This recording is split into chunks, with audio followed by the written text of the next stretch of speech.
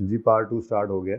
अच्छा जी, अब IAS 36 के अंदर मोटी मोटी बातें यही थी कि हमने पहली बात एसेट को रखना होता है lower of cost, lower of book value और रिकवरेबल अमाउंट। रिकवरेबल अमाउंट निकलती कैसे है? Higher of fair value less cost to sell और वैल्यू इन यूज। ठीक है, फिर कुछ इंडिकेशंस थे, इंटरनल एक्सटर्नल इंडिकेटर्स हैं। ठीक है, तो हमने इम्पेयरमेंट हर साल नहीं करनी, डेप्रिसिएशन हर साल करनी है, इम्पेयरमेंट हर साल नहीं करनी। इम्पेयरमेंट सिर्फ तब करते हैं जब कोई इंडिकेशन आए और इम्पेयरमेंट टेस्ट लगाने पर एसेट इम्पेयर हुआ हो, जरूरी नहीं कि इम्पेयर भी हो। ठीक है, उसके कुछ इंटरनल एक्सटर्नल इंडिकेटर्स थे, इंपॉर्टेंट है, मैंने रिवीजन प्लान के अंदर इस टेबल को भी डाला हुआ है, समझाई हुई है बात आपको। अच्छा, रिकवरेबल अमाउंट निकालने के लिए fair value less cost to sell होती है। फेयर वैल्यू में आपको कहा था कि वो अमाउंट जो मार्केट वैल्यू है, या अगर वो ना अवेलेबल हो तो जो एक्सपेक्टेड एंटिटी रिसीव कर सकती है सवाल में गिवन हो गया, एक ऑफर आई है जैसे आज भी हमने देखा सवाल में, तो फेयर वैल्यू नहीं थी लेकिन क्या लिखा हुआ था, एक ऑफर रिसीव हुई है कि इतने पैसे का आपका एसेट रख लेंगे अगले, तो उसको हमने क्या कहा था, यही फेयर वैल्यू है इस 36 के लिए। ठीक है, कॉस्ट टू सेल में हमने कहा था कि जी कॉस्ट टू सेल में legal cost, stamp duty, cost of removing asset और डायरेक्टली एट्रीब्यूटेबल कॉस्ट्स जो कि एसेट को सेलेबल कंडीशन में लाने के लिए ज़रूरी हैं वो आती हैं। लेकिन redundancy cost, restructuring cost, redundancy cost, आपने फैक्ट्री बंद करनी है तो ये प्लांट बेचना है, तो जो बंदे हैं उनको फारिग करेंगे तो उनको कुछ पैसे देने पड़ेंगे, नहीं आएगा। फिर रिस्ट्रक्चरिंग कॉस्ट, जैसे आज भी बात हो रही थी एक तरह की कि रिस्ट्रक्चरिंग हुई ना, आपका एक प्लांट निकल जाएगा, जो बाकी प्लांट बचेंगे उनसे ऑपरेशन ज़रा कम हो जाएंगे, लॉस आएगा या कुछ और चेंजेस करनी पड़े, तो वो बिजनेस ऑन गोइंग बिजनेस से रिलेट करता है, इस एसेट का खर्चा नहीं है, तो उसको हमने एसिडी कॉस्ट में से कॉस्ट टू सेल में लेना नहीं है। ठीक है, फिर उसके बाद वैल्यू इन यूज़ में फ्यूचर कैश फ्लोज के अंदर क्या ख्याल रखना है, ये पढ़ाया था, ये बेसिकली MCQs के अंदर इंपॉर्टेंट हो सकता है ये पॉइंट। फ्यूचर कैश फ्लोज में इंक्लूड करना है सिर्फ एसेट के ऑपरेटिंग कैश फ्लोज को कह लें, यानी कि कैश फ्लोज, इनफ्लोज और आउटफ्लोज फ्रॉम कंटिन्यूइंग यूज़ और फिर अल्टीमेट डिस्पोजल, ये लेना है। नहीं लेना आपने इसके अंदर फाइनेंसिंग एक्टिविटीज़ को, इनकम टैक्स को, अपग्रेड की किसी कॉस्ट को या अपग्रेड से होने वाले रेवेन्यू को, और जो फ़ायदा एसेट दे चुका या जो खर्चा इनकर कर चुका उसको। ठीक है जी, फिर हमने एक यहाँ पे एक बात यहाँ नहीं थी, वो कोई और थी, चले खैर। अच्छा, उसके बाद प्रेजेंट वैल्यू निकालते हैं डिस्काउंट रेट सूटेबल यूज़ करते हुए, और वो कौन सा होता है जी? प्री टैक्स रेट होता है, जो टाइम वैल्यू ऑफ मनी को भी रिफ्लेक्ट करे और रिस्क स्पेसिफिक टू एसेट को भी रिफ्लेक्ट करे। यानी अगर मार्केट रेट 15% है और वो कहें इस एसेट का स्पेसिफिकली रिस्क 5% ज़्यादा है, तो फिर आपने डिस्काउंटिंग के लिए 20% रेट यूज़ करना होता था, 15 नहीं करते थे। सवाल किए हुए हैं, रिवीजन प्लान में सवाल है ना, जब आप करेंगे तो सारी बातें इंशाल्लाह रिवाइज हो जाएंगी आप। अच्छा जी, उसके बाद फिर हमने इम्पेयरमेंट को देखा था। अब इम्पेयरमेंट के अंदर ना एक सेकंड मेथड भी है, ठीक है, जर्नल एंट्रीज का। ये कोई और मेथड नहीं है, ये ऐसे ही है जैसे आप रीवैल्यूएशन के वक्त 2 एंट्रीज करते थे ना, एक्यूमुलेशन को ट्रांसफ़र कर दिया एसेट अकाउंट में और फिर सरप्लस या लॉस बुक किया, बिल्कुल ऐसे ही यहाँ पर भी। जैसे अभी हमने सवाल किया तो इम्पेयरमेंट लॉस की एंट्री क्या बन रही है? इम्पेयरमेंट लॉस डेबिट एक्यूमुलेटेड, नहीं ना, डेप्रिसिएशन नहीं, एक्यूमुलेटेड, मैंने डी लिखा तो आप ही हुए। इम्पेयरमेंट लॉस क्रेडिट कितने से जी? 160 से। ठीक है, यही एंट्री आप ऐसे भी कर सकते हैं। ये किताब में चूंकि ICAP की लिखा हुआ है इसलिए मैं ये बता रहा हूँ, वरना कोई ज़रूरत नहीं है इसको इस तरह से करने की होती। एनीवेज, अगर इम्पेयरमेंट लॉस की दूसरी एंट्री करना चाहें तो लाइक रीवैल्यूएशन, पहले एक्यूमुलेशन डेबिट करके एसेट को क्या कर लें? क्रेडिट। अब ये एसेट जो हमने अभी अभी इम्पेयर किया है, ये एसेट की अगर इसी मेथड पे चल रहे हैं तो पहले भी ऐसा ही हुआ होगा, फिर एक ही मेथड होता है ना। ठीक है, तो इस इम्पेयरमेंट लॉस के आने पर पहले वाली एक्यूमुलेशन क्या होगी एलिमिनेट होकर नील। ये भी एलिमिनेशन मेथड है इसके अंदर, इम्पेयरमेंट में भी। ठीक है, तो फिर उसके बाद 296 रुपीज़ की डेप्रिसिएशन हो चुकी थी। ठीक है, हमने फिर क्या किया? एक्यूमुलेशन को डेबिट, एसिड क्रेडिट कितने से? 296 से। अब जब ये हो जाता है तो एसिड किस पे आ जाता है जी? बुक वैल्यू पे। एसिड किस पे आ जाता है?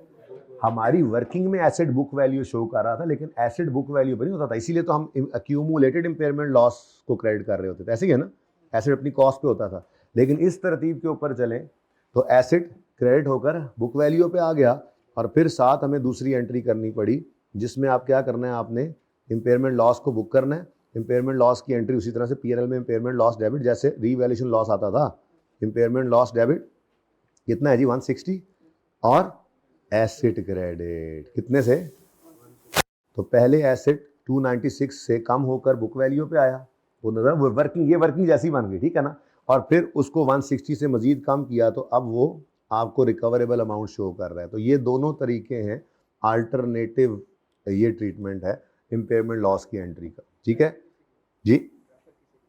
प्रेफर इसी को करेंगे जो करवाया था, ये क्योंकि किताब में लिखा हुआ है इसलिए मैंने करा दिया, ठीक है।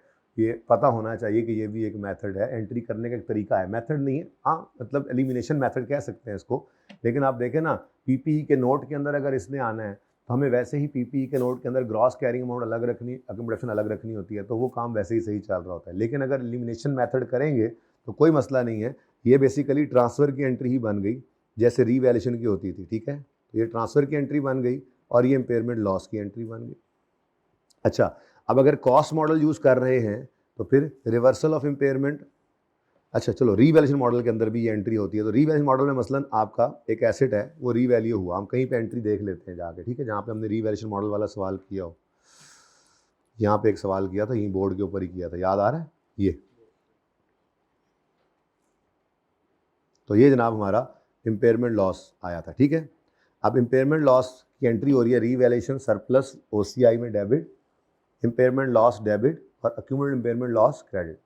इसकी बजाय अगर हम दो एंट्रीज करें तो हम क्या करेंगे जी, पहली एंट्री अक्यूमुलेटेड डेप्रीसिएशन डेबिट, और एसेट का कोई नाम था, एसेट ही है, एसेट क्रेडिट। अब इसके लिए हम वर्किंग में आए, वर्किंग पता नहीं है, हाँ है यहाँ पे वर्किंग है।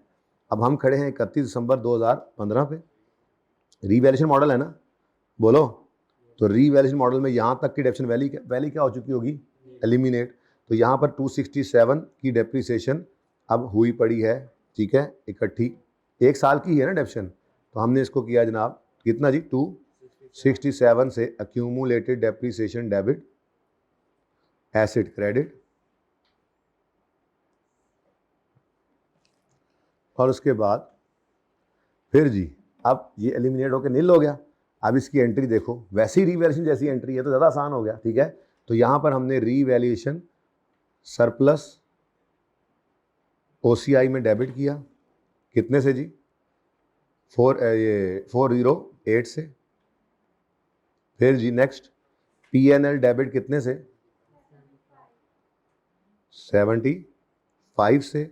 और बस फर्क क्या पड़ा इसका मतलब, एसिड क्रेडिट कर देंगे हम 483 से, ठीक है ना, बस ये फर्क पड़ जाता है। तो रीवैल्यूएशन मॉडल के अंदर ये एंट्री हो गई, ठीक है। अब इसी को मैं वहाँ पे पोस्ट भी कर देता हूँ, इसी को ले जाते हैं वहाँ पे और डैश के साथ लिख देंगे, या चलो यही ले जाते हैं, ठीक है।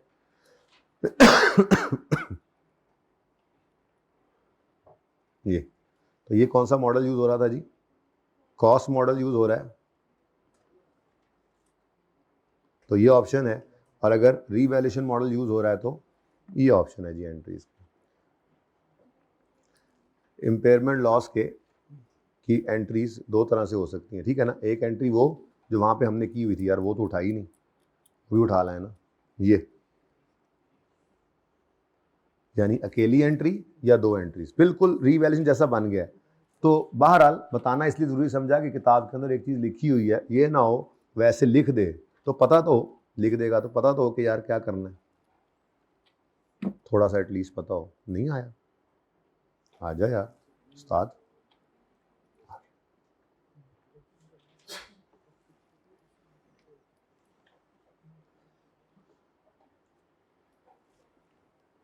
ले जी, अगर कॉस्ट मॉडल है तो फिर ऊपर वाला मामला, और अगर रीवैल्यूएशन मॉडल है तो और के साथ, ठीक है। एक एंट्री करें या दो एंट्रीज करें, दो ऑप्शंस आ गए, एक एंट्री करें या दो एंट्रीज करें। तो मेरे ख्याल में अलग से कोई परेशानी लेने की ज़रूरत नहीं है, ठीक है ना। ये हमने क्या किया जी, ट्रांसफ़र, और ये क्या किया जी, इम्पेयरमेंट लॉस। तो कोई अलग चीज़ है नहीं जी, वही बात चल रही है, इसलिए ज़्यादा परेशान नहीं होना। बस आपको आता है इम्पेयरमेंट, अगर कभी यूज़ कब करना है ये, जब खुद कह दे। और खुद कहेगा कैसे, एक मिनट, खुद कहेगा कैसे, वो खुद यूं कहेगा, जैसे एंड वाले सवालों में मैंने छुपा दिया था, ये देखो, नहीं क्वेश्चन बैंक के 1-2 सवालों के अंदर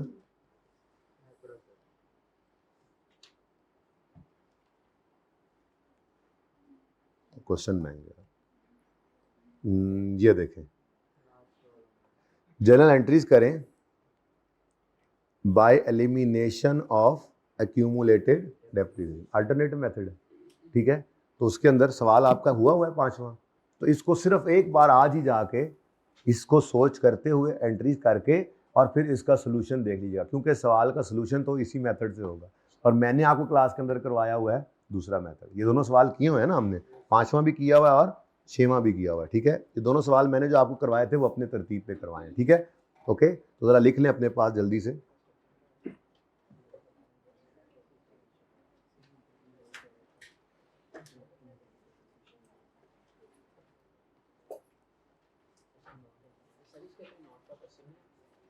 नोट का सवाल है ना, ये हमने जो अभी आपने जो नहीं किया, क्या नाम था, कैल्विन क्लीन, नोट का सवाल है ना, कैल्विन क्लीन में इम्पेयरमेंट है। उसके अलावा एक और सवाल में था, आई थिंक ऑर्चर्ड लिमिटेड में था, या इसके अलावा एक और पास पेपर के अंदर भी है। और ये इंपॉर्टेंट है, देखें ना, अब इम्पेयरमेंट का अगर अलग से सवाल आ चुका है तो हो सकता है IAS 16 के साथ उसको मिक्स कर दें इस दफ़ा, इसी तरह से जैसे कैल्विन क्लीन में किया हुआ है।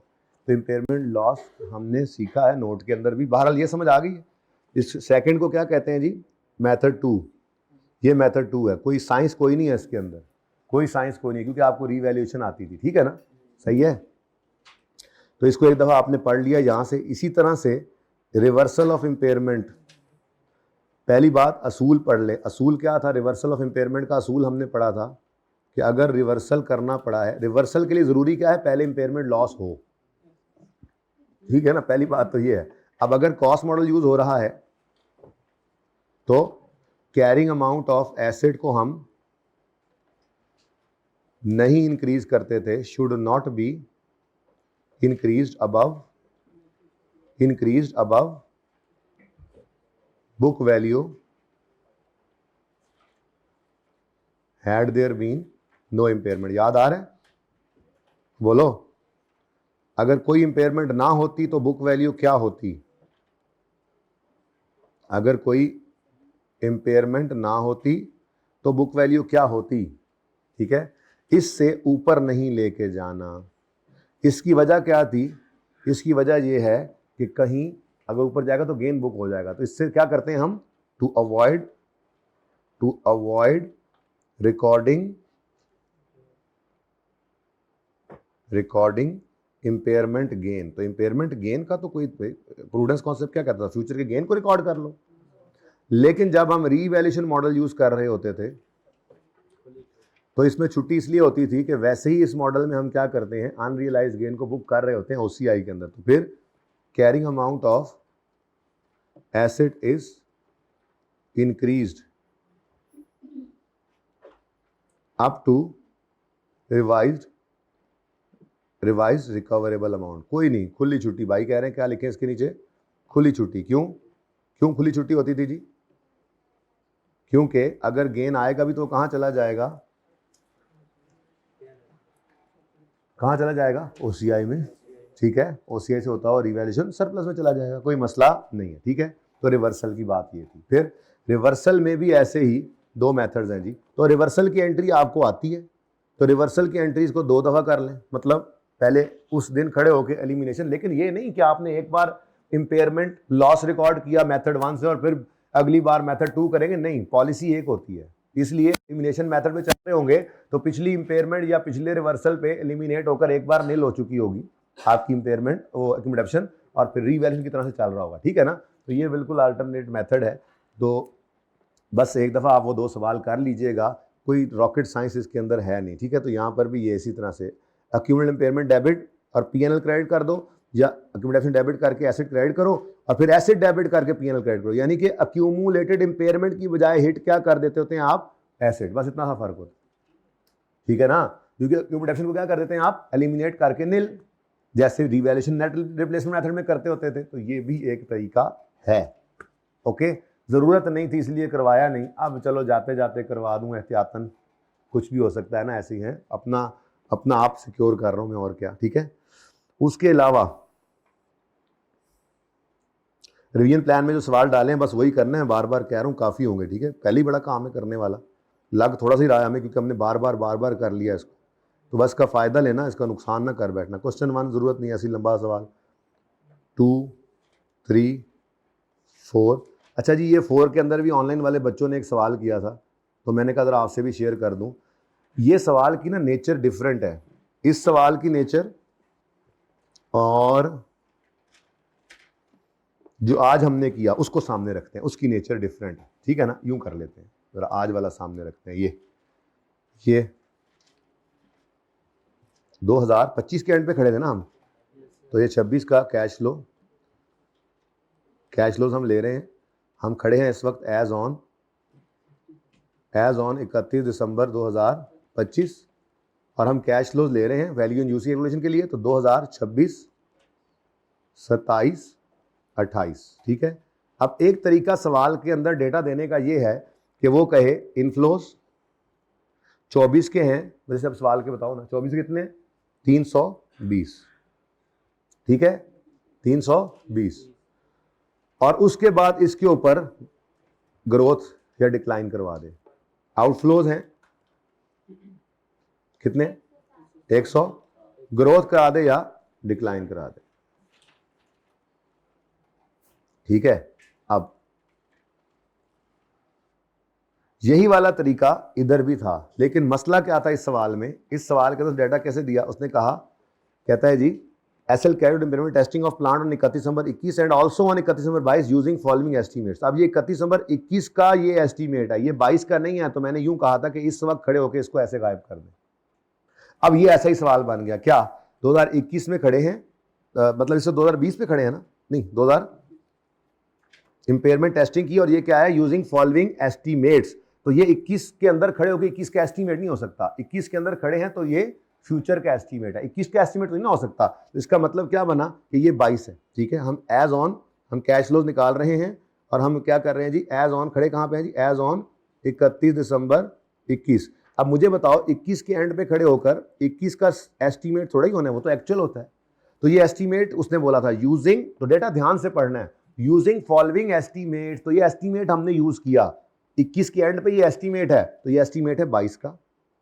और फिर क्या कहता है जी, लाइफ कितनी थी प्लांट की रिमेनिंग 31 दिसंबर 21 पे कितनी थी, 4 साल। तो इसका मतलब ये 22 पे भी है, 23 पे भी है, 24 पे भी है, और 25 पे भी है। ठीक है, ओके, ये आपने पहली इंपेयरमेंट करते हुए,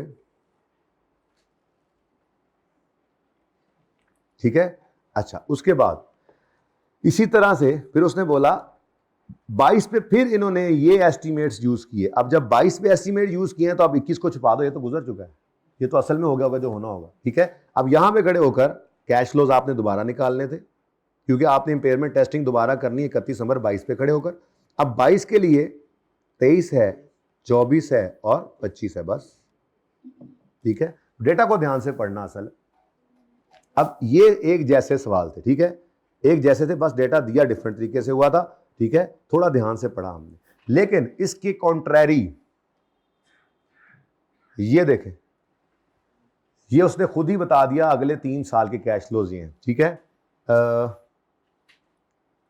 ये अगले 4 साल के कैश फ्लोज ये हैं, खुद बता रहा है 22, 23, 24। उन सवालों में क्या कह रहा था, 22 का ये है, आगे ये ग्रोथ कर दो, डिक्लाइन कर दो, सही है। ठीक है ना, तो ये थोड़ा सा ध्यान से बस आप इसको पढ़ना होगा। ठीक है ना, तो ये ज़रा सवाल के अंदर बच्चे इससे परेशान हो रहे थे कि ये कैसे डेटा, तो डेटा को जैसे दिया हुआ ध्यान से पढ़ो, समझ आएगी, क्यों नहीं समझ आएगी। आपने 31 दिसंबर 22 पे खड़े होकर 21 पे खड़े होकर अंदाज़ा लगाया कि ये इनफ्लोज आउटफ्लोज आएंगे, तो ये 22 के एंड पे अंदाज़ा नहीं लगाया कि आएंगे, वो तो 22 तो गुजर चुका है, तो ये अंदाज़ा किसके लिए है, रिमेनिंग लाइफ। डेटा थोड़ा सा चेंज करके देता है, शरारत करता रहता है। ठीक है, बहरहाल बड़ा सवाल तो अब आ ही चुका है इसका, मुझे लग रहा है ज़रा कम ही चांस है इसके आने का। ठीक है जी, अच्छा, उसके बाद जी यहाँ पर नोट में मिक्स होके आ सकता है जी, भाई सही फरमा रहे हैं, मैंने अर्ज़ किया जैसे अब केल्विन क्लीन में भी तो आ चुका है ना। नोट का सवाल असल में जब आ जाता है तो उसमें फिर IS 40 भी मिक्स हो सकता है, IS 36 भी मिक्स हो सकता है, 23 भी मिक्स हो सकता है, सारे मिक्स हो सकते हैं, 20 मिक्स हो सकता है, ठीक है। तो अगर 23 का सवाल अब दे देगा अलग से तो फिर 36 को मिक्स कर देगा IS 16 में, तो फिर मिक्स तो करना ही पड़ता है ना। तो आपका सब कुछ ही तैयार है जी, ठीक है। IS 8 में भी सब कुछ आ जाता है जी आने को। तो नोट के क्वेश्चन में IS 8 कैसे मिक्स करोगे? मैक्सिमम चेंज एस्टीमेट ही आ सकता है, बाकी प्रायर ईयर एरर की करेक्शन हो भी तो अब वो हो सकती है, करेक्शन कर देना, ओपनिंग को सही कर लेना बस, और क्या, ठीक है। लेकिन इस हद तक ना जाओ जिस हद तक जाना आपको परेशान कर रहा है, ठीक है। अगर ऐसा पर्चे में हो जाए तो देख लेना, IS 8 भी आपको आता ही है, ठीक है ना। अच्छा जी, अब इस सवाल पर इसमें भाई को पूछ रहा था जाते हुए कोई बंदा, कुछ क्या पूछ रहे थे? हो गया डन, सही है। रिवर्सल में तो बस इतनी सी बात याद रखनी है जो आपको बोली है, कॉस्ट मॉडल में had there be no impairment, यानी बुक वैल्यू को इतना नहीं बढ़ाना कि अगर इम्पेयरमेंट कभी ना हुई होती तो जो बुक वैल्यू तो उससे ऊपर चली जाएगी, क्योंकि फिर गेन बुक हो जाएगा, ठीक है। नहीं जी, मेरे तरफ से तो 36 भी खत्म है, ठीक है। अब 20 करना है या 41 जी? एक मिनट जी।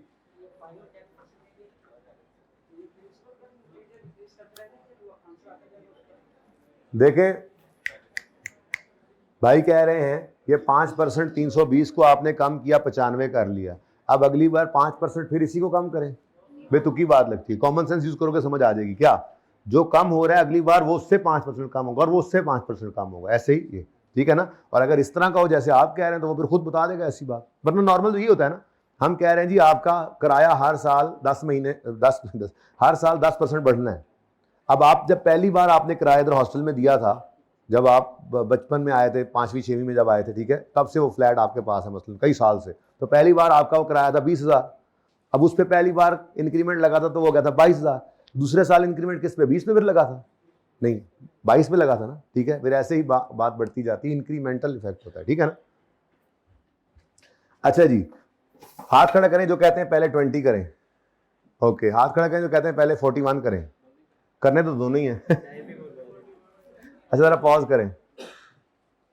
अच्छा जी, मैं हमारे मुज़ाकरात कामयाब हो गए हैं। मेरा बड़ा कीमती टाइम बच गया आज के लिए, ठीक है। 10:20 तक मैं क्लास को चलाऊंगा, फिर 10:20 पे मैं क्लास को बंद। जरा पॉज करें यार, ये उनको क्यों बता रहा हूँ। अच्छा जी, 36 हो गया, अब 20 पे आ जाए जी। जी रिकॉर्डिंग स्टार्ट हो गई। अच्छा जी, लो जी, गवर्नमेंट ग्रांट आपका फेवरेट स्टैंडर्ड था, ठीक है। जब चल रहा था तब थोड़ा तंग भी करता था, लेकिन उसके बाद आहिस्ता आहिस्ता आपको ये पसंद आने लग गया था, ठीक है। अच्छा, इसको ज़रा क्विकली थोड़ा सा रिवाइज करते हैं, लेकिन इसको रिवाइज करने के लिए मौज ये है कि हमारे पास सब कुछ इस फॉर्म में बना हुआ मौजूद है, ठीक है। तो हमने बात की थी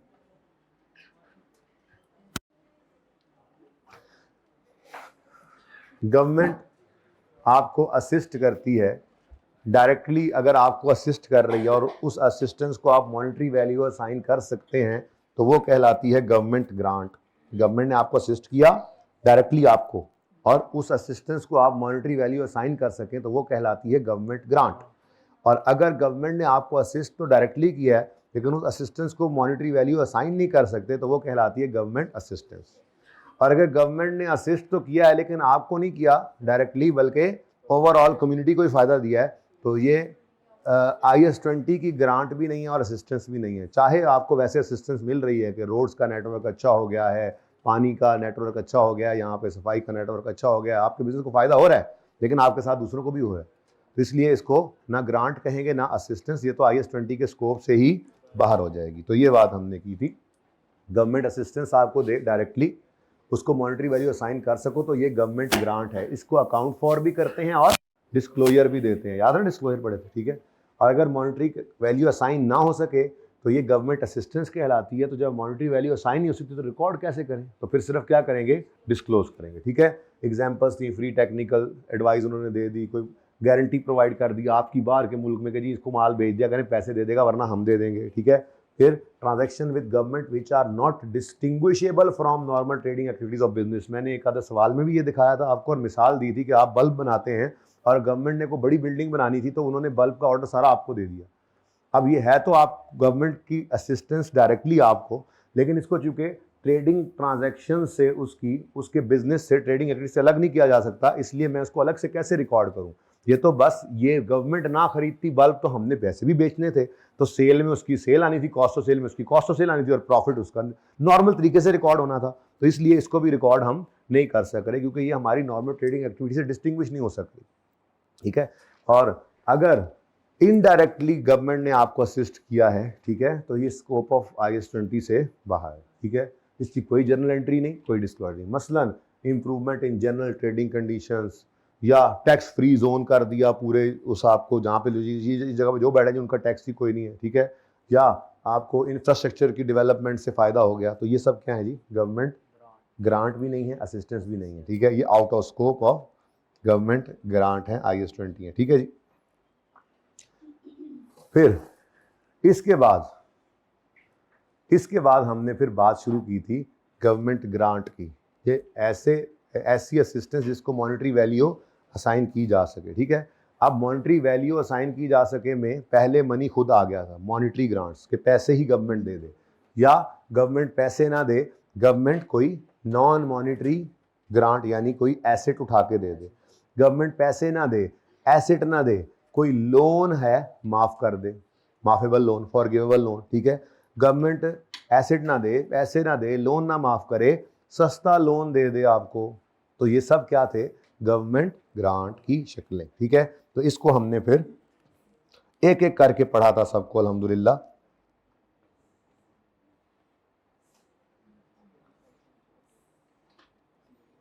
तो बहुत ही पढ़ा था यार आप लोगों ने, सच्ची पढ़ा से याद आया एक सवाल उस दिन यहाँ पर, ये सवाल ज़रा ओपन करें पेज नंबर 14, चले याद कराइएगा पेज 14 वाला सवाल, ठीक है ना। वो असल में ऑनलाइन वाले बच्चों में सवाल पूछा तो मैंने कहा सबको ही बता दूंगा, अच्छा लगा था मुझे। ले जी मॉनेटरी ग्रांट्स, कैश आ गया, ठीक है। अब ये कैश आपको कोई एसेट खरीदने के लिए मिला, या ये कैश आपको किसी एक्सपेंस को इनकर करने के लिए सपोर्ट मिली, दो ही सूरतें हो सकती है ना। इसको वैसे रिलेटेड टू एक्सपेंस भी कहते हैं, रिलेटेड टू इनकम भी कहते हैं। इनकम रिलेटेड ग्रांट भी इसका नाम है, एक्सपेंस रिलेटेड ग्रांट मैंने आपको कहा था कि याद रखना आसान है, वैसे स्टैंडर्ड इसको इनकम रिलेटेड ग्रांट कहता है, ठीक है ना। और ये क्या है जी, एसेट रिलेटेड ग्रांट, आपको पैसे मिले जिससे आपने कोई एसेट खरीदना है, ठीक है। अब अगर वो एसेट डेप्रिशिएबल एसेट है, सबसे पहला काम यही किया था, और हमने कहा था इस सारे कॉन्सेप्ट की जो बुनियाद है वो किस पर टिकी हुई है, मैचिंग कॉन्सेप्ट। किस पे जी, मैचिंग कॉन्सेप्ट पे। तो आपने ग्रांट को मैच करवाना है रिलेटेड एक्सपेंस के साथ। अब एक्सपेंस क्या है, एसेट खरीदे तो उसका एक्सपेंस, एसेट तो एक्सपेंस नहीं ना होता बिल्कुल, वो तो कैपिटलाइज हो गया, उसको फिर आहिस्ता आहिस्ता डेप्रिसिएशन के जरिए पीएनएल में एक्सपेंस बनाते हैं, ठीक है ना। तो इसका मतलब एसेट रिलेटेड ग्रांट होगी तो उसको हमें मैच कराना पड़ेगा किसके साथ, डेप्रिसिएशन के साथ, ठीक है। तो अगर एसेट रिलेटेड ग्रांट है और वो आपने डेप्रिशिएबल एसेट खरीदने के लिए जो है वो रिसीव की है, तो फिर आप जब उसको रिसीव करें उसको लायबिलिटी बनाएं, ठीक है। Cash debit, deferred grant, credit, और फिर उस डेफर्ड ग्रांट को आहिस्ता आहिस्ता पीएनएल में इनकम बनाएं ऑन द सेम बेसिस जैसे आपका एसेट डेप्रिशिएट हो रहा है। अब इसको इनकम बनाने के दो तरीके थे, या तो डेफर्ड ग्रांट को अलग रखें, एसेट को अलग रखें, एसेट डेप्रिशिएट होगा, डेफर्ड ग्रांट इनकम बनेगी, ठीक है। और दूसरा क्या था जी कि आप एसेट की कैरिंग अमाउंट में से ही ग्रांट को नेट कर दें। अब एसेट हो जाएगा रिड्यूस, तो रिड्यूस्ड एसेट की रिड्यूस्ड डेप्रिसिएशन के जरिए से इनकम रिकॉर्ड होती जाएगी। ये सारे सवाल ने एक एक करके किए हुए हैं। तो अब जो सवाल सामने आएगा किसी टेस्ट का या किसी रिसेंट टाइम का कोई चीज़ आएगी वो वही कर सकता हूँ ना मैं, कि ये सवाल दोबारा तो नहीं कराने लग जाऊँगा। एक मिनट पूरी बात कर लूँ, ठीक है। तो एसेट रिलेटेड ग्रांट यहाँ लिखा हुआ है, डायरेक्ट मेथड कहते थे, जिसके अंदर डायरेक्टली इनकम रिकॉर्ड हो रही है, एसेट अलग डेप्रिशिएट हो रहा है और द ग्रांट अलग इनकम बन रही है। तो रिकॉर्ड करते थे ग्रांट को लायबिलिटी और ट्रांसफर करते थे उसको पीएनएल में as income on the same basis as related asset is depreciated. और इनडायरेक्ट मेथड क्या था, डिडक्ट करते थे ग्रांट को फ्रॉम कैरिंग अमाउंट, और फिर रिड्यूस्ड एसेट डेप्रिशिएट होता था तो रिड्यूस्ड डेप्शन आती थी, तो एक तरह से रिड्यूस्ड एक्सपेंस के जरिए हमारी इनकम रिकॉर्ड हो रही होती थी, ठीक है। Grant income is recorded by way of reduced depreciation. इसके लिए ये पहला सवाल नहीं, ये नहीं है, हाँ यही है ना, ये पहला सवाल हमने किया था, जिंदगी का पहला सवाल। ये क्या है? अच्छा, ये तरीका बताया था, चलो अच्छी बात है, एंट्री देखें फिलहाल। वो दूसरा तरीका बताया था बाद में। अच्छा, वो बड़ा अच्छा तरीका रहा था, है ना, वो बड़ा फायदा दे गया था, बड़ा आसान हो गया था ये, वरना बड़ा मसला होता था बच्चों को। इसी तो आपके साथ ही तजुर्बा किया था, तजर्बे तो आप तो मेरी लेबॉर्ट्री है ना, ठीक है जी। तो एसिड आया और ग्रांट भी आई, एसिड डेफिसिट हुआ, ग्रांट अलग से इनकम बनी, अलग से डेफिसिट नजर आ रही है, अलग से इनकम नजर आ रही है, इसको कहते हैं डायरेक्ट मेथड। एसिड अलग पड़ा है, डेफर्ड ग्रांट अलग। और अब आपको बता दिया है कि इस डेफर्ड ग्रांट को आपने करंट नॉन करंट में भी तोड़ना है, बल्कि यहीं पे तोड़ना दें इसको, यहीं पे तोड़ भी देते हैं इसको, ठीक है। इसको जरा तोड़ो तोड़ो, सरदनान कहते हैं तोड़ो तोड़ो।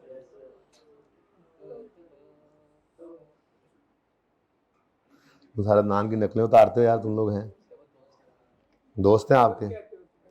अच्छा अच्छा, कहता है वो हमारे दोस्त हैं, तो मेरे भाई हैं वो, तो कोई फर्क है ना, ध्यान रखो जरा। ओले 5 थल्ले आ गए।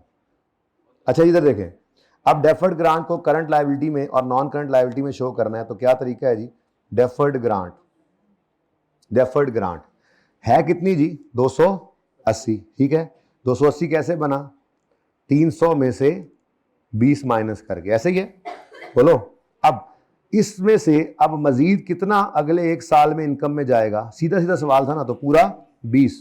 ये कैसे निकाला जी आपने? आपने कहा जी फिर अगले साल 300/15 होना है, ऐसे ही है। तो 300/15 करेंगे अगले साल में, तो ये क्या हो जाएगा? इनकम। तो ये 20 इधर आ गया, और इसमें से माइनस कर दो 20, और यहाँ पे क्या शो कर दो? वही 280 है, ये आता है अब आपको, ठीक है, ओके। अब ये करना आसान है, उस वक्त इसलिए नहीं किया था कि उस वक्त इधर ही कट्टे खुले हुए थे काफी सारे। IAS 20 में कभी जनाब एसिड रिलेटेड ग्रांट, आज कभी एक्सपेंस रिलेटेड हो जाती थी, कभी कुछ हो जाता था, कभी कुछ हो जाता हमारे साथ, ठीक है। तो उस वक्त पे मुझे ये मुनासिब ना लगा। वैसे आपको ये भी बताया मैंने कि आई कैप यहाँ पर इस टॉपिक में नॉन करंट में सारी लिखने पर भी नंबर नहीं काटता, अपनी मार्किंग स्कीम में उन्होंने ये कर दिया एक बार, अब बेचारे उस पर जमे हुए हैं। असल में तो ये होना चाहिए, ठीक है, असल में तो ये होना चाहिए। लेकिन अगर कोई ना करे ऐसा, तो इस टॉपिक के अंदर आई कैप मार्क्स नहीं काटता। लेकिन अब मुसीबत ये है ना, इधर नहीं काटता तो फिर गवर्नमेंट, वो जैसे हमारा आया था NPO में, वहां भी ना काटे, लेकिन वहां पे उसने बताया भी हुआ है और मार्किंग स्कीम में भी रखा हुआ है। तो इसलिए हम एक जैसा ही करेंगे, ठीक है। तो ये जनाब प्रेजेंटेशन आ गई। और दूसरा तरीका क्या था? एसिड को रिकॉर्ड करो, डेफर्ड ग्रांट को रिकॉर्ड करो पहले, और फिर साथ ही उसको क्या कर दो? एसिड में से नेट। अब एसिड क्या हो गया? कम एसिड रिकॉर्ड हुआ, तो रिड्यूस डेप्रिसिएशन के जरिए आपका जो है वो इनकम रिकॉर्ड हो रही है। इसको कहते हैं इनडायरेक्ट मेथड, ठीक है। इसी को हमने यूं करना सीखा था कि क्या कर लो, एसिड को अलग रख लो, डेफर्ड ग्रांट को अलग, क्योंकि ये स्ट्रेट लाइन में भी हेल्प कर गया था, ये रिड्यूसिंग बैलेंस में भी हेल्प कर गया था हमारी, रीपेमेंट भी इससे हमने कर ली थी, हमने फिर नहीं छोड़ा था इसको, बड़ा बेहतरीन हो गया था काम हमारा, ठीक है। तो एसिड और ग्रांट अलग, और यहाँ पे क्या किया हमने? डेफर्ड ग्रांट को खत्म करके एसिड को कम कर लिया, और रिड्यूस डेप्रिसिएशन चल रही है। तो ये अच्छा लगा था हमें तरीका, हालांकि सीधे तरीके से भी हो सकता था। अब इस सारी बात के बाद इस एसिड रिलेटेड ग्रांट में कोई सवाल है तो यहां से हाथ उठा था जी। मैटर नहीं करता, मैटर नहीं करता। ग्रांट का आना जिस दिन मर्जी हो, ग्रांट साल के पहले दिन आई है, एसिड साल के आखिरी दिन आया है, तो 1 रुपया इनकम में नहीं जाएगा, क्योंकि 1 रुपया एसिड डेप्रिशिएट नहीं होना। तो मैंने सारी सिचुएशन आपको बताई थी। मसलन एसिड आया 1 जनवरी को, ग्रांट आई 1 जुलाई को, एसिड पूरा साल डेप्रिशिएट होगा, तो 6 महीने नहीं, ग्रांट पूरा साल ही इनकम में जाएगा। अच्छा, ग्रांट साल के पहले दिन आई, एसिड 1 जुलाई को आया, अब एसिड 6 महीने डेप्रिशिएट होगा, तो चाहे साल के पहले दिन आ गई है, ग्रांट ने 6 महीने का ही इनकम में जाना है। इस साल ग्रांट रिसीव होगी, एसिड अगले साल आया, बैल वाला सवाल बना था बाद में, एसिड लायबिलिटी में पड़ी रहेगी, 1 रुपया इनकम में नहीं जाएगा। इस साल एसिड आ गया, ग्रांट अगले साल आई, तो रिमेनिंग लाइफ के ऊपर चलेगा, क्योंकि मैचिंग कॉन्सेप्ट का मतलब क्या है? इधर एसिड मुके साथ ही ग्रांट भी मुक जाए, ठीक है, ये असूल था। और जी ये है डेप्रिशिएबल एसिड का मामला, ठीक है, कि आपको कैश आया और आपने उससे डेप्रिशिएबल एसिड खरीदा, तो फिर ग्रांट इनकम डेप्रिसिएशन के साथ मैच कर गई। लेकिन अगर कोई नॉन डेप्रिशिएबल एसिड आप खरीद लेंगे तो क्या करेंगे? तो हमने कहा था उसमें 2 सूरतें हैं, या तो उस नॉन डेप्रिशिएबल एसिड पर कोई डेप्रिशिएबल एसिड बन जाए, बेहतरीन, फिर भी क्या होगा? मैच उसी तरह से डेप्रिसिएशन के साथ। लेकिन अगर नॉन डेप्रिशिएबल एसेट पर कोई डेप्रिशिएबल एसेट नहीं बन रहा तो फिर जो कंडीशन अटैच्ड है उसके साथ मैच करा दो। मजबूरी में फिर हमने क्या किया था, जो कंडीशन अटैच थी, मसलन लैंड मिला है इसलिए जी बस 5 साल इस पे फसल उगा लो, तो कंडीशन है 5 साल जो फसल उगाना है तो 5 साल पे उसको बांट के कर दो, सही है। तो ये मजबूरी के दर्जे में हमने किया था। तो नॉन डेप्रिशिएबल एसेट अगर हो तो क्या था, रिकॉर्ड करो उसको as a grant and transfer it to PNL on the same basis that matches with the satisfaction of attached condition. मसलन कंडीशन है to construct a depreciable asset, तो अब वो डेप्रिशिएबल एसेट जैसे डेप्रिशिएट होगा वैसे ही। और अगर कंडीशन है टू से grow a crop for certain period of time, तो फिर ट्रांसफर करो उसको जैसे जैसे क्रॉप ग्रो करते जाओ, ठीक है। और उसके बाद ये भी सवालों में एक दो जगह पे हमने एक दो सवालों में देखा था जी।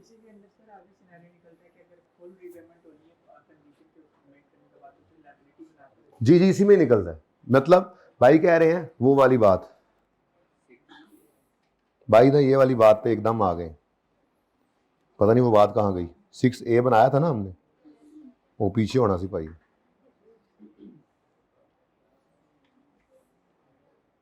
ये उसी में ये बनता है कि लैंड डेप्रिशिएबल एसेट नहीं है तो अब अटैच्ड कंडीशन के साथ मैच कराना है। अब अटैच्ड कंडीशन क्या है कि 5 साल के पहले एक दिन भी आपने अगर रोका फसल को उगाना तो हम सारे पैसे ले लेंगे, तो 5 साल ही लायबिलिटी में पड़ा रहा। और अगर कह रहे हैं 1 साल बाद 1 साल की इनकम तुम्हारी हो जाएगी तो फिर तो ये उसी में निकलता है, ठीक है। अच्छा जी, उसके बाद grant related to monetary grant related to expenses हो तो उसको भी जब रिसीव करें, अच्छा उसमें दो सूरतें हैं, अगर वो पास कॉस्ट ऑलरेडी इनकर हो चुकी या इमीडिएट फाइनेंशियल सपोर्ट है तो जैसे रिसीव करो इनकम बनाओ, और अगर फ्यूचर कॉस्ट से रिलेट करती है तो उस एक्सपेंस के साथ मैच करा दो। फिर यहां पे दो सूरतें थी, लायबिलिटी बनाओ जब रिसीव करो, रिकॉर्ड करते हुए अलग से इनकम में रख लो या रिलेटेड एक्सपेंस को नेट कर लो। पढ़ो, reimbursement of past cost already incurred है या इमीडिएट फाइनेंशियल सपोर्ट है, याद आ रही है बातें, तेज तो नहीं लग रही ये बात। ये मैंने आज से पहले कभी रिवाइज भी नहीं कराया, जरूरत ही नहीं होती, लेकिन चलो मैंने कहा अभी जरा वो रिवीजन चल रही है, आपको 2-3 दिन और आगे लेके जा रहा हूँ, मुझे अच्छा लग रहा है, मतलब मजा आ रहा है मुझे, ठीक है ना। तो इसलिए मैंने कहा जरा ये एक दफा रिवीजन हो जाए, ठीक है। तो रिकॉर्ड अगर पास्ट कॉस्ट ऑलरेडी इनकर्ड या इमीडिएट फाइनेंशियल सपोर्ट के लिए है तो इनकम रिकॉर्ड कर लो इसको एज एन इनकम उसी वक्त जैसे रिसीव करो या रिसीवेबल भी हो जाए तो। और अगर फ्यूचर कॉस्ट के लिए है तो फिर जब रिसीव करो लायबिलिटी बनाओ और फिर उसको इनकम में डालो अलग से या उसको रिलेटेड एक्सपेंस में से नेट कर दो, ये डायरेक्ट और ये इनडायरेक्ट, ठीक है। पहले इसको जरा देख ले फिर तस्वीर बनवाता हूं। ये दूसरा सवाल फिर हमने किया था इसके लिए ग्रांट, ये तो एसेट रिलेटेड है।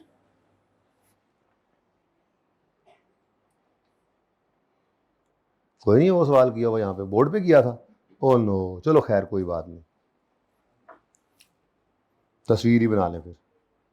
लें जी अब बनाएं तस्वीर अगर नजर आती है तो। वैसे तस्वीर में यार ये भाई को हो सकता है पिछली बार बच्चों को भेजा था ये सारा कुछ, मुमकिन है कि ये भेज लें हम उनको वन नोट किसी तरह से, मुझे बताना फिर है, इनको भेज देंगे सेशन एंड करके ना 1-2 दिन लगा के, स्क्रीनशॉट लेके देखते हैं, टाइम लगेगा ना, उसी को लगाऊंगा फिर।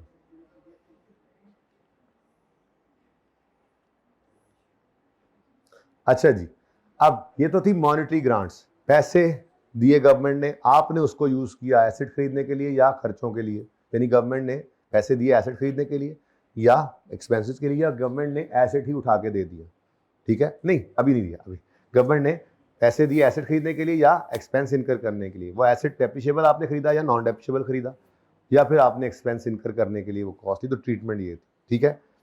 गवर्नमेंट कभी कभार एसेट ही उठाकर दे देती, ठीक है।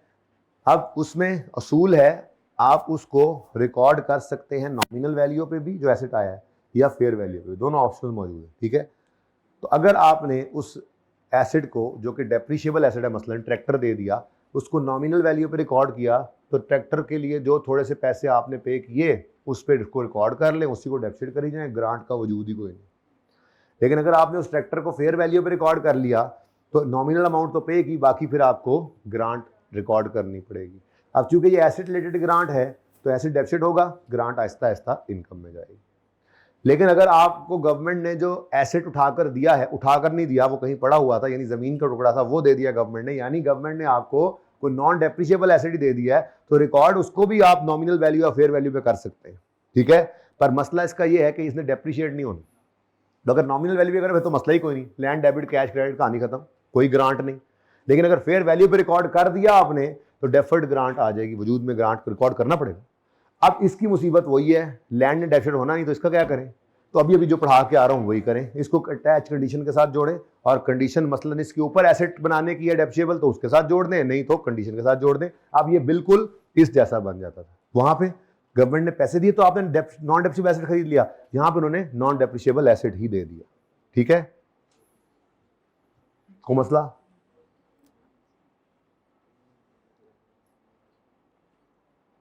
ओके। बहुत टाइम लग रहा है यार, वॉल्यूम 1 पे बहुत टाइम लग रहा है ना, लेकिन उधर से 2 भी हम खींचते आ रहे हैं ना आहिस्ता आहिस्ता। उसके 2 टॉपिक्स हैं बस, ठीक है। 2 दिन उस पर लग जाने हैं, तो 1 दिन इस पे लग जाना है बकाया जो रह गया, तो 3 दिन तो बन ही जाने, बुध तक चली जाएगी मुझे लग रहा है क्लास।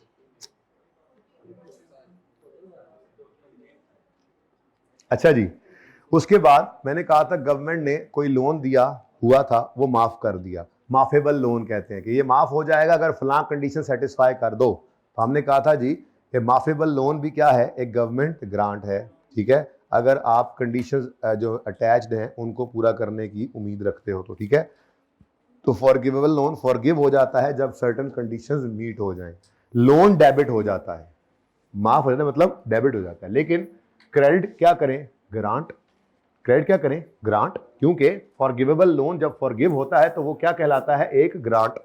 अब वो ग्रांट रिकॉर्ड कैसे करें, तो उसके लिए हमने कहा था अगर ये लोन मिला हुआ था किसी इमीडिएट फाइनेंशियल सपोर्ट के लिए या पास कॉस्ट ऑलरेडी इनकर्ड के लिए तो जैसे ही डेबिट हो इनकम में, और अगर ये किसी फ्यूचर कॉस्ट के लिए या एसेट के लिए था तो जैसे ही डेबिट हो लायबिलिटी में और फिर आहिस्ता आहिस्ता इनकम में।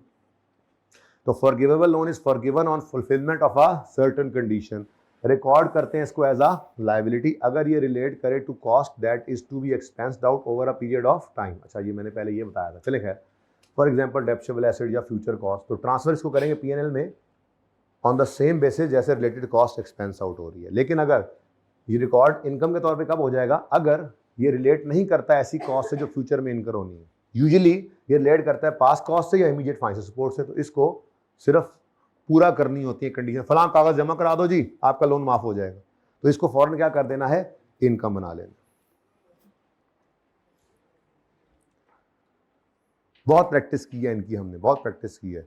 आप रिवीजन प्लान में सवाल सिर्फ करोगे, जाहिर है आप सारे सवाल करने में टाइम लगता है, वो तो मैं तो दोबारा करा सकता, लेकिन किए हुए सवाल आपने दोबारा करने, ये सब आपको इंशाल्लाह आता है। अच्छा, फॉरगिवेबल लोन जब तक माफ हो ना जाए तब तक क्या कहलाएगा, लायबिलिटी। फॉरगिवेबल लोन जब तक माफ फॉरगिव नहीं हो जाता तब तक लायबिलिटी है, ठीक है। और अगर फॉरगिव हो जाए तो फिर फॉरगिव हो जाए तो फिर वो तो इनकम बना, लेकिन अगर उस पर इंटरेस्ट चार्ज हो रहा था तो उसका ट्रीटमेंट क्या है, और अगर इंटरेस्ट फ्री है तो उसका ट्रीटमेंट क्या है, ये भी 2 सवालों से समझाया था आप। बेल वाले सवाल में हमारा फॉरगिवेबल लोन फॉरगिव हुआ था, लोन इंटरेस्ट फ्री था, हमने कहा बस ठीक है लोन डेबिट करके डेफर्ड ग्रांट क्रेडिट करो, क्योंकि ये हमने वो प्लांट खरीदने के लिए लोन यूज़ किया था। तो जैसे जैसे फिर प्लांट डेफिसिट होता गया वैसे वैसे इसको इनकम में डाला। और अगर ये फॉरगिवेबल लोन पर इंटरेस्ट भी हो तो ना सिर्फ आपको लोन डेबिट करना पड़ता है, बल्कि जो इंटरेस्ट का चेंज आएगा उसको भी आपको देखना होता था। ये हमने किया था एग्जाम्पल, लेक्चर 46 में मैंने एग्जाम्पल लिखवाई थी आपको, ये लिखवाई थी, ठीक है यार। आपने क्लास छोड़ दी है, इस बात की समझ नहीं आती।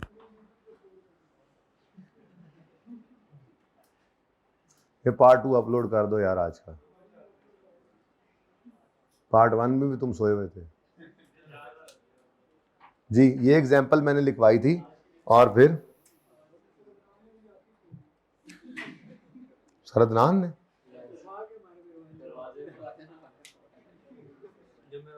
अच्छा खड़ा था दरवाजे के सामने खड़ा था, ये चीज शुक्र करो सर ने मारा, अगर मैंने किया होता ना, हाँ,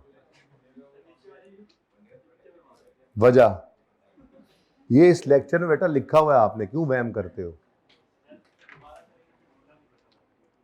अच्छा जी, अब इसके अलावा एक छोटी सी बात और भी, पढ़ रहे थे, तुम्हारा पढ़ने का टाइम नहीं है, ये पढ़ा हुआ है हमने। एक छोटी सी बात और भी इसके अंदर है, और वो थी सब्सिडाइज्ड लोन। क्या था जी? सब्सिडाइज्ड लोन, यानी मार्केट इंटरेस्ट रेट 15% चल रहा है, कायबोर प्लस इस तरह से होता है, गवर्नमेंट ने आपको 5% पे उसको दे दिया, इंटरेस्ट फ्री नहीं है लेकिन सस्ता कर दिया लोन को, तो उसको भी थोड़ा सा याद किया था हमने कोशिश करके, हालांकि जरा मुश्किल था वो, क्योंकि IFRS 9 लग जाता था उसमें आके। ये मैंने एग्जाम्पल करवाई थी, ठीक है। इस एग्जाम्पल में हमने क्या किया था कि 100 रुपए का लोन लिया है, ये 100 रुपया कल को वापस करना है और 5 रुपए इंटरेस्ट देने हैं। तो मार्केट रेट जो है वो 12% था, तो इस 105 को आपने आज पे लेके आना है मार्केट रेट के हिसाब से। तो आपने कहा जी 100 रुपए वाली चीज हमें 93 की मिली, तो ये इसके अंदर क्या है, हमारा ग्रांट का एलिमेंट है, ये गवर्नमेंट ने हमें फायदा दिया, ठीक है। तो फिर इस ग्रांट को ग्रांट रिकॉर्ड करने का एक ही असूल है, देखो कि वो किससे मैच करती है। अगर वो ग्रांट आपको रिलेट करती नजर आ रही है किसी एसेट से या future cost to be incurred से, तो उसको लायबिलिटी बनाओगे और आहिस्ता आहिस्ता इनकम में। और अगर आपको वो पास कॉस्ट इनकर्ड की मद में मिली है या इमीडिएट फाइनेंशियल सपोर्ट के लिए मिली है, तो फिर क्या करोगे, उसको फॉरेन इनकम में डालोगे, ठीक है। अब यहां से ये जुमला मैंने आपको याद करवाया था, मैंने कहा था ये याद करना जरूरी है, क्योंकि ये अगर कहीं डिस्कस आएगा ना, तो बाकी सारे प्रैक्टिकली आपने करके देखे हुए हैं सवाल, तो आप डिस्कशन में वो बात लिख लेते हो, लेकिन इसके अंदर आके मार पड़ती है। तो benefit of a government loan at a below market rate of interest is treated as a government grant, ये जुमला याद करना जरूरी है। अब उसकी अगली बात भी किसी हद तक जहन में रहो ना, कि फ्यूचर कैश फ्लोस को प्रेजेंट वैल्यू पे लाए थे मार्केट रेट पर डिस्काउंट करके, और उसको कंपेयर किया था आपने टुडे जो सेल जो कैश प्रोसीड्स आपको हुई आज, इन दोनों का डिफरेंस ग्रांट था। अब ये यहां पे लिखा हुआ है, the benefit of below market rate of interest shall be measured as difference between cash receipts 100 रुपया under the government loan and initial carrying amount of loan measured at and recorded in accordance with IFRS 9। वो मैंने आपको तरीका बताया, ठीक है। And shall consider condition of obligation that have been or must be met when identifying cost, ये बस ऐसे जनरल बात थी, तो इस एग्जांपल से इसको किया था। तो ये एक बात जो थी ये भी लिखना जरूरी थी, ठीक है, याद करना जरूरी है, लिखनी पड़ सकती है। अच्छा जी, अब इसके अलावा रीपेमेंट थी, ठीक है। रीपेमेंट ऑफ गवर्नमेंट ग्रांट जो है वो एक एस्टीमेट चेंज की तरह से ट्रीट होता है, ठीक है।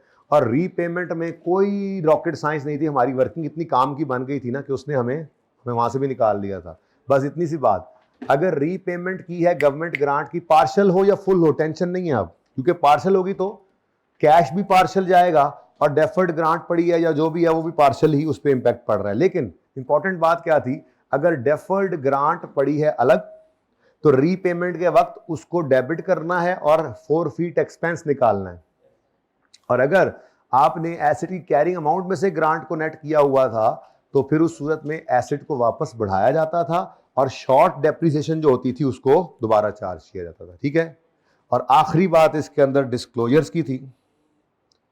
तो गवर्नमेंट ग्रांट अगर आपके पास है तो उसके बारे में आपने अकाउंटिंग पॉलिसी बतानी है और प्रेजेंटेशन मेथड बताना है, नेचर और एक्सटेंट बताना है और इंडिकेशन बतानी है, कोई और ये तरीके चलेगा, ठीक है। और अनफुलफिल्ड कंडीशंस बतानी है, ओके।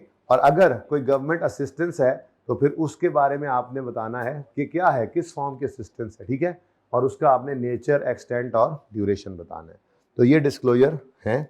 रीपेमेंट पेंडिंग होता था कभी, उसके बाद हमने कर लिया था, ये पता नहीं कब का पेंडिंग लिखा हुआ, अगर अभी पेंडिंग है तो फिर हो गया काम, कटे ही नहीं जा रहा। पेन दे दे भाई, दूजा पेन नहीं है, दूजा पेन।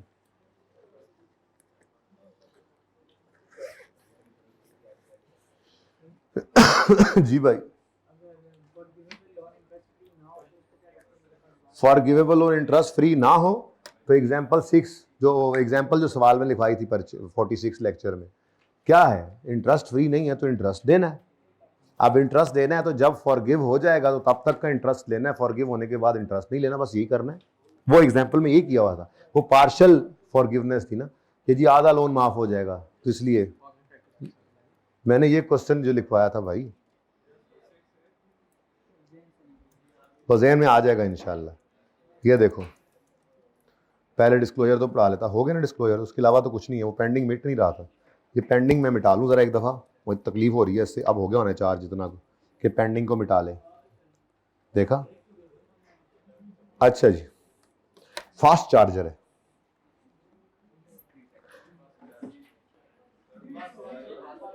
मैंने पूछा नहीं है, चुप करके बैठे रहो, अगली क्लास भी मेरी है ना, तो मैनेज कर लूंगा, चुप करके बैठे रहो, खबरदार, खुद बोला ना भाई। इधर देखो, लोन आया था गवर्नमेंट से 100 का, 40% माफेबल है, 40% माफेबल है अगर कुछ कंडीशंस मीट करें, और वो कंडीशन मीट हो गई तो वो माफ हो गया, ठीक है। अब जिस दिन माफ होगा उस दिन से ऑनवर्ड उस पर इंटरेस्ट नहीं आएगा, बस इतना सही करना है और क्या करना, ठीक है। यही हमारी इस एग्जाम्पल, ये मैंने लिखवाई हुई है, टेंशन तस्वीरें खींची जा रहे हैं। लेक्चर 46 ओपन करोगे ना जो तो उसे लिखा है, इसी के अंदर ये वाली सिचुएशन है, फिर ये काम किया था, ठीक है। अच्छा जी,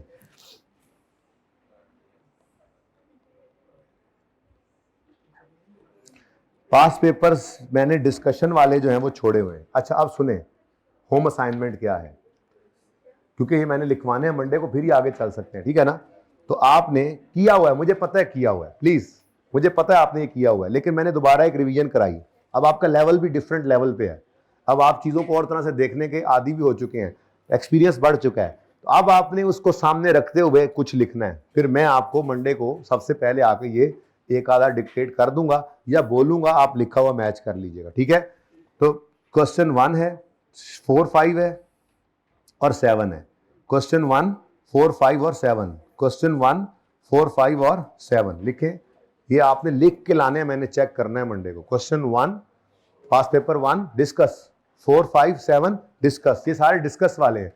कोई चीज ऐसी नहीं है जो आपने पढ़ी नहीं हुई, पर मसला क्या है उसमें कितना लिखना है, कैसे लिखना है, ये आपको समझ आ रहा है या नहीं आ रहा। तो एक कोशिश करेंगे ईमानदारी से बगैर सोल्यूशन देखे हुए, इंशाल्लाह उससे परिचय बड़ा फायदा होगा। फिर मैं मंडे को आके आपको उसका बता रहा हूँ, ठीक है।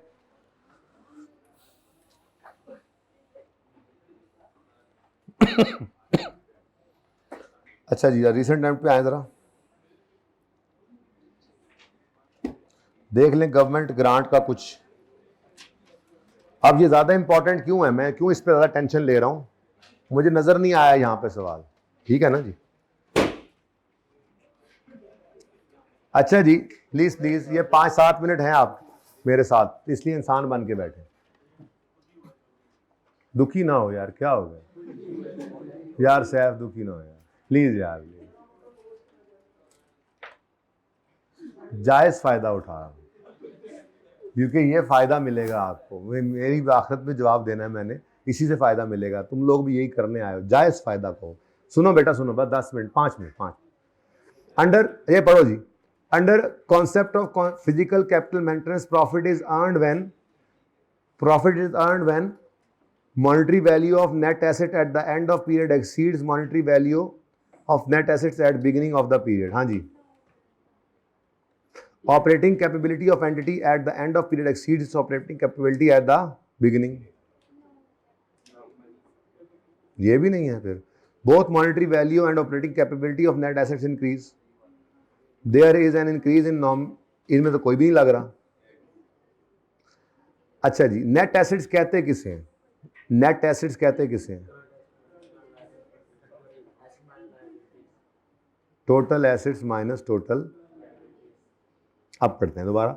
कहता है monetary value of net assets at end of period exceed monetary value at start of, आपके पीरियड के स्टार्ट में नेट एसेट्स थे 20 रुपए के एसेट्स थे और 10 रुपए की लाइबिलिटीज थी, और क्लोजिंग डेट पे ये हो गए 25 के और ये हो गए 12 के।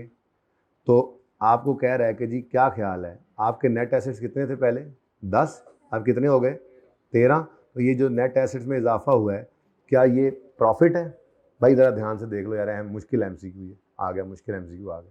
ये प्रॉफिट है क्या, ये प्रॉफिट है? ज़रूरी तो नहीं है कि प्रॉफिट हो, ज़रूरी है प्रॉफिट है। प्रॉफिट तो तब आएगा जब आपने सेल बुक की, हो सकता है आपको कुछ रिसीवेबल रिसीव हो गए हो, पूरी बात नहीं। असल में तो क्या एसेट्स का बढ़ना ना बढ़ना इंपॉर्टेंट नहीं है प्रॉफिट के लिए। प्रॉफिट तो मतलब बढ़ते हैं, नेट एसेट्स बढ़ते हैं, लेकिन असल में तो ऑपरेटिंग एक्टिविटी, ऑपरेटिंग क्या कहते हैं, कैपेबिलिटी का बढ़ना ये प्रॉफिट को बढ़ाएगा। कि प्रॉफिट कब अर्न होता है, जब कंपनी की operating capability end of the period पे ज़्यादा हो जाए, ऑपरेटिंग कैपेबिलिटी एट, यानी वो ऑपरेटिंग कैपेबिलिटी उनकी ज़्यादा हुई है तभी तो प्रॉफिट में गए। पीरियड के स्टार्ट से एंड पर प्रॉफिट की तरफ जाना, तो मेरे ख्याल में तो बी आ रहा है, बोथ तो नहीं, सी कैसे हो सकता है। Monetary value and operating capability दोनों इंक्रीज हुए हैं, नहीं, मेरा नहीं ख्याल कि ये होना चाहिए, मुझे इस पे शक है वैसे ही मॉनेटरी वैल्यू, ठीक है। ऑपरेटिंग एक्टिविटी का बेहतर होना, ऑपरेशंस में इंप्रूवमेंट आना आपको प्रॉफिट्स की तरफ लेके जाता है। बहरहाल इसको ढूंढिएगा जरूर अपने चैप्टर में, मुझे कहीं पे ये नज़र नहीं आ रहा। आप तो सारा चैप्टर पढ़ा है ना? जी जी, नहीं, लेकिन आप फिर भी ढूंढिएगा ना किताब में। मैंने तो पिक में ये लिखवाया था, तो मैंने लिखवाया था ना टेबल में। नहीं, मैंने जो टेबल बनाया था, नहीं मैंने टेबल नहीं बनाया था, या जो टेबल किताब में बना वो पढ़ाया था, ये बताएं। मैंने जो बनाया था ना, जो मैंने बनाया था ना, उसको साइड पे करें, मुझे किताब से ढूंढ के बताना है, मैं ये कह रहा हूँ, ये असाइनमेंट है। मेरे वाले लिखे हुए में तो ये मिल गया आपको। Under the conceptual framework for financial reporting which measurement basis has following characteristics. Value, the value uses information reflecting condition at the measurement date. Value use करती है इंफॉर्मेशन जो कि मेजरमेंट डेट पर रिफ्लेक्ट हो रही है, तो फेयर वैल्यू के हिसाब से बात थी ना। ये मेजरमेंट डेट पर आपने कंडीशंस को देखना है, फेयर वैल्यू में इसका असर होता था, मेरे ख्याल से तो फेयर वैल्यू में होता था। आगे बढ़ते हैं। अच्छा, आगे कहते हैं value is determined at the date of entry. Oh my god, वो तो फिर एग्जिट थी, यहां से निकल गए। Transaction cost at disposal are irrelevant. Okay, तो ये तो हिस्टोरिकल कॉस्ट तो हो नहीं सकती, क्योंकि ये at measurement date, reflection at measurement date में हिस्टोरिकल कॉस्ट नहीं हो सकती। फिर फेयर वैल्यू इसलिए नहीं हो सकती क्योंकि उसमें उसने डेट ऑफ एंट्री कह दिया। वैल्यू इन यूज तो वैसे ही आपके कैश फ्लोज होते हैं, तो ये करंट कॉस्ट ही बन रहा है। मुश्किल एमसीक्यूज थे दोनों में, समझता हूँ ये मुश्किल थे। तीसरा चौथा मैंने कहा सिलेबस से निकल गया। सातवां, government grant previously recorded becomes repayable, it should be accounted for as. यार ऐसे आसान भी होते हैं, ठीक है। उसके बाद जनाब तीसरा सवाल भी हमने कर लिया, दूसरा भी कर लिया है, पहले में भी एक दो एमसीक्यूज रहते हैं, चौथा भी कर लिया है। अब ये तो एएसएनपीओ है, ये कैश फ्लोज है। वो यार उस्ताद जी, मैं कहता हूँ बहुत डरा रहा है मुझे गवर्नमेंट ग्रांट। ये मैंने IS1 का सवाल भी आज सोचा था हो जाएगा, हद होगी वैसे। यहाँ पे भी कोई गवर्नमेंट ग्रांट मुझे नजर नहीं आ रही उस्ताद जी। बहुत इंपॉर्टेंट है जी भाई, मैं बता रहा हूँ IS20 is very very important. मुझे लग रहा है उसमें से सवाल आ जाना है। अभी मैंने एक दो सवाल इससे कराने हैं, टाइम हो गया अब ख़त्म। तो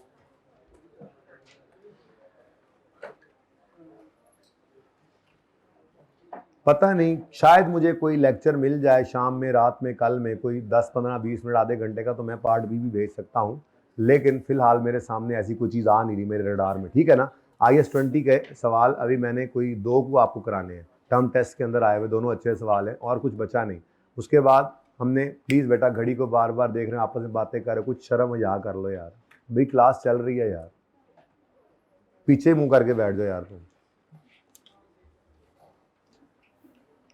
IS23, ये IS20 के बाद 41 के ऊपर भी थोड़ा टाइम लगना है, 2 से 3 सवाल उसके भी हमने करने हैं। वो भी मुझे इंपॉर्टेंट लग रहा है क्योंकि आपके सामने पर्चा है, सिलेबस में है और नहीं आई है, तो हाई प्रोबेबिलिटी है। पिछली बार उसकी पहली बार थी, इसलिए उसने शायद होला हाथ रखा, लेकिन आपने अच्छे मुश्किल सवाल कर रखे हैं। पास पेपर के सवाल बड़े अच्छे सवाल हैं, वो जब कॉर्पोरेट रिपोर्टिंग में होता था तब के सवाल हैं, ठीक है। बहुत इंपॉर्टेंट है ये दोनों टॉपिक्स, IS20 भी और 41 भी, मैं कहता हूँ बहुत बहुत इंपॉर्टेंट है, ठीक है।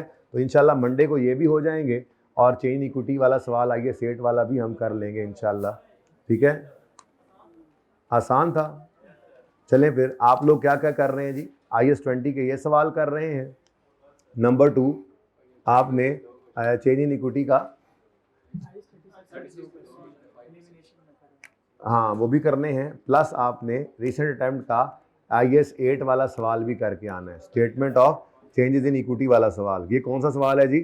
ये थोरियम लिमिटेड। कौन सा जी? Thorium limited. मेरा नहीं ख्याल कि मुझे ये कराना पड़ना है आपको, पता नहीं मुझे क्यों लग रहा है, मेरा नहीं ख्याल कि मुझे कराना पड़ना है, ठीक है। तो अब आपके सामने है पर्चा, अब फेल होने की वजह कोशिश करके ही आप ढूंढ सकते हैं, बज़ाहिर नज़र नहीं आ रही, ठीक है जी। ठीक है जी, आज के लिए इतना ही। ज़िंदगी रही तो इंशाल्लाह मंडे को मुलाकात होगी। अल्लाह हाफ़िज़।